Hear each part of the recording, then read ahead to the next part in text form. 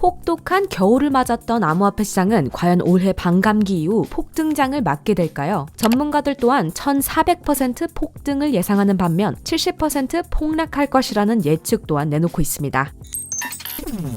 오늘은 더욱더 예측하기 어려운 암호화폐의 두 가지 미래에 대해 타일러 코엔이라는 경제학자 교수의 이야기를 들어보고자 합니다. 그럼 본격적으로 영상 시작하기 전 여러분, 앞으로도 많은 소식과 정보 전할 테니 좋아요, 구독으로 세계 디지털 자산과 경제에 대한 이야기, 크립토 누나와 함께 하세요. 일부 암호화폐 불신론자들은 암호화폐 시장 내 여러 가지 위기를 겪으며 암호화폐 시장이 신뢰를 잃었을 뿐 아니라 금리 인상으로 암호화폐를 자산으로 보유하거나 매수하고자 하는 매력이 현저하게 떨어졌다는 점을 강조하고 있는데요. 예측 불허한 시장이 이어지고 있는 가운데 암호화폐의 대표라고 할 수 있는 비트코인에 대한 전망이 극과 극을 달리고 있습니다. 비트코인이 암호화폐 시장 전체에 막중한 영향을 끼치기 때문에 비트코인의 미래가 암호화폐의 미래와 긴밀하게 이어져 있다고 해도 과언이 아닌데요. 앞으로도 신생 자산인 암호화폐, 가상 자산에 대한 갑론을박은 계속될 것으로 보입니다. 암호화폐의 두 가지 미래에 대해 경제학자가 바라본 시선을 들어보며 암호화폐의 본질에 대해 다시 생각해보고자 오늘 영상을 여러분들과 공유하고자 하는데요. 오늘 소개해드릴 분은 타일러 코엔이라는 뉴욕타임즈 베스트셀러 거대한 침체의 저자이자 세계에서 가장 영향력 있는 경제학자 100인에 선정된 조지 메이슨 대학의 경제학자 교수, 그리고 블룸버그 칼럼니스트이면서 월스트리트 저널에서 세계 최고의 경제학 블로그로 선정되기도 한 marginalrevolution.com 블로그를 운영하고 있는 경제학자입니다. 과연 이런 경제학자가 바라본 암호화폐의 미래는 어떠할지 한번 들어보겠습니다. Cryptocurrency is a truly new idea, and it's rare that we have truly fundamentally new ideas. Think of Bitcoin as a kind of record-keeping system, and you pay people in Bitcoin to validate the records, and you move on to the next day, and every moment, you have a new set of records.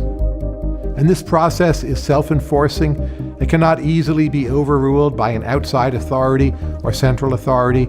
So it's like you have at the same time potentially a new kind of money, a new kind of investment asset, and also actually a new kind of computer.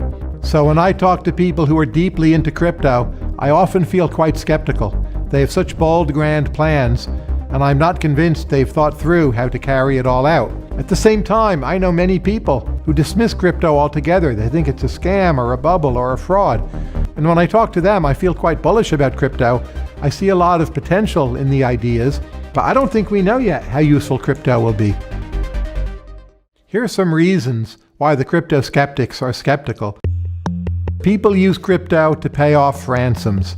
Let's say hackers will go into the medical records of a hospital, pull out or lock or freeze that information, and they won't give it back until they're paid off in crypto. You can't ever get your money back. It's an irreversible transaction done on the blockchain. That's the end of it.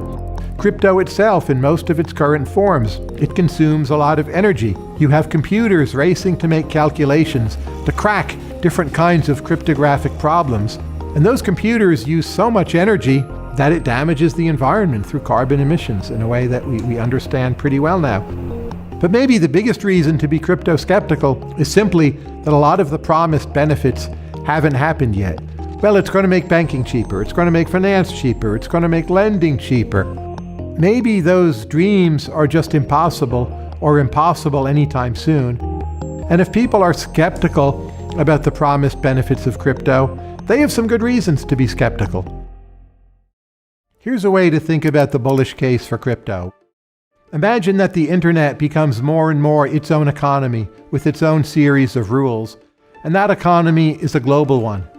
It will need its own systems of record keeping, its own systems of property rights, its own way of consummating transactions.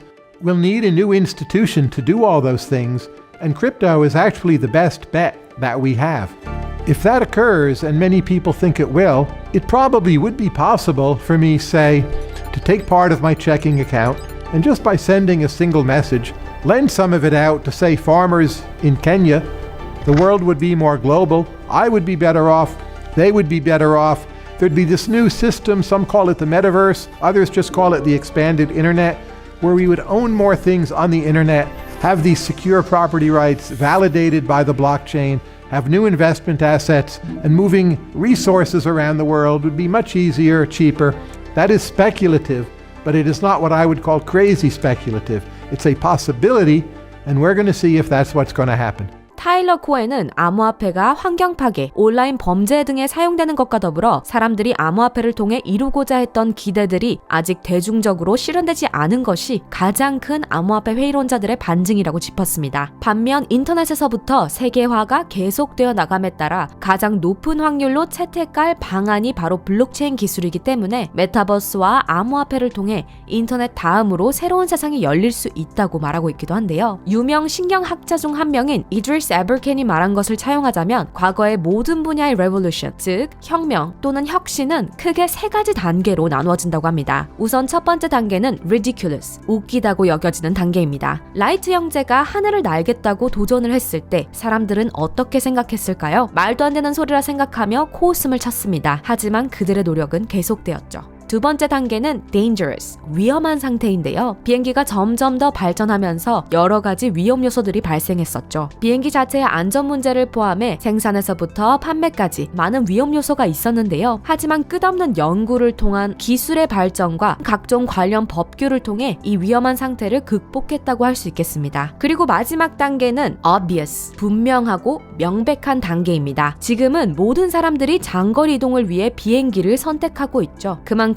우리 삶에서 당연한 존재가 된 것입니다. 또한 지금 여러분들이 당연하게 사용하고 있는 인터넷이나 핸드폰도 유사한 단계를 거쳐 우리 일상생활에 자연스럽게 존재하고 있다고 생각하는데요. 암호화폐의 경우 2008년 비트코인에 대해 많은 이들이 코웃음을 쳤었습니다. 하지만 그 후 각종 랠리를 거쳤고 그 중에서도 특히 2022년은 테라루나 사태와 전 세계 3위의 가상자산 거래소 FTX의 파산 등을 거치며 많은 이들의 입에 오르내렸던 힘든 시기였습니다. 아직은 혁명의 세 가지 단계에서 위험 단계에 위치했다고 할 수 있겠는데요. 또한 지난 영상에서 가레트 솔로웨이가 언급한 것과 같이 앞으로 암호화폐에 대한 규제가 더욱더 명확해지고 신뢰를 기반으로 한 거래가 가능해진다면, 그리고 계속된 블록체인과 암호화폐 기술 연구를 통해 암호화폐의 대중화가 확장될 수 있을 것이라고 생각합니다. 타일러 코엔이 미친 추측은 아니라고 말한 암호화폐가 인터넷처럼 당연해지는 그날을 고대해봅니다. 그럼 오늘 영상은 여기까지이며 관련해 여러분들의 의견 코멘트로 공유해주시면 감사하겠습니다. 그럼 모두들 다시 만날 때까지